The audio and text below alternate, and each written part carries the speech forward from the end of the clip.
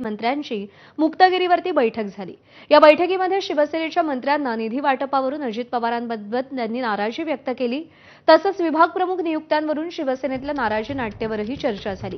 दरम्यान कोणालाही निधी कमी पडू देणार नाही असं आश्वासन उपमुख्यमंत्री एकनाथ शिंदेंनी सगळ्या मंत्र्यांना दिलं। तसंच या बैठकीमध्ये आगामी स्थानिक स्वराज्य संस्थांच्या निवडणुकींबाबतही चर्चा झाली।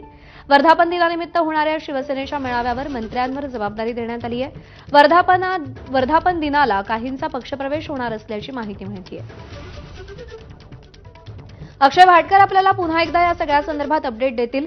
अक्षय, कालची बैठक शिवसेनेच्या दृष्टीने अत्यंत महत्त्वाची होती। कोणकोणत्या मुद्द्यांवर चर्चा झाली, काय निर्णय झाले?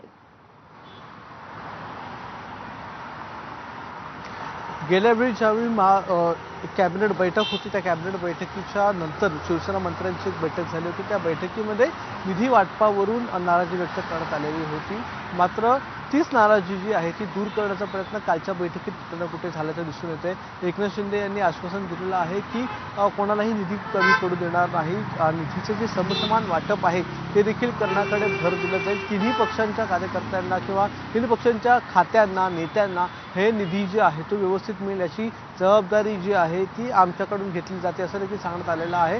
आणि दुसरं म्हणजे मगाचाच मुद्दा वर्धापन दिनाच्या संदर्भातला की कोणत्या नेत्यावर किती जबाबदारी असेल। मग वरळी डोम हे निश्चित करण्यात आलेलं आहे। मग वरळी डोममध्ये प्रचंड संख्या आहे, ज्या ठिकाणी कार्यकर्ते शिवसेनेचे बसू शकतात, शिवसैनिक बसू शकतात। मग कोणाला किती लोकांना आणायचं आहे, कशा प्रकारे बसेसची व्यवस्था असेल, पार्किंगची व्यवस्था, या सगळ्या जबाबदाऱ्या ज्या आहेत किंवा जेवणा खाण्याची व्यवस्था असेल, या सगळ्या जबाबदाऱ्या ज्या आहेत त्या देण्यात आलेल्या आहेत। आणि आगामी महानगरपालिका निवडणुका हा सगळ्यात कळीचा मुद्दा होता आणि त्याच आगामी महानगरपालिकाच्या निवडणुकांच्या दृष्टीने आपल्याला कामं करायला सुरुवात करायला पाहिजे, तयारी करायला पाहिजे। आणि ही तयारी कशा प्रकारे असेल, मग कोणावर कोणती त्या संदर्भातली जबाबदारी आहे, कोणते नेते असतील किंवा महत्त्वाचे पक्षप्रवेश असतील ते करायचे आहेत, या सगळ्या संदर्भात काल चर्चा झाली। आणि वर्धापन दिनाच्या दिवशी देखील एक मोठा पक्षप्रवेश होऊ शकतो अशी शक्यता काल सांगण्यात आलेली आहे। त्या संदर्भात सांगण्यात आलेलं आहे। काही बरोबर आहे अक्षय, त्यामुळे गेल्या काही दिवसांपासून आपण पाहिलं तर शिंदे आणि त्यांच्या कॅबिनेट मंत्र्यांच्या बैठका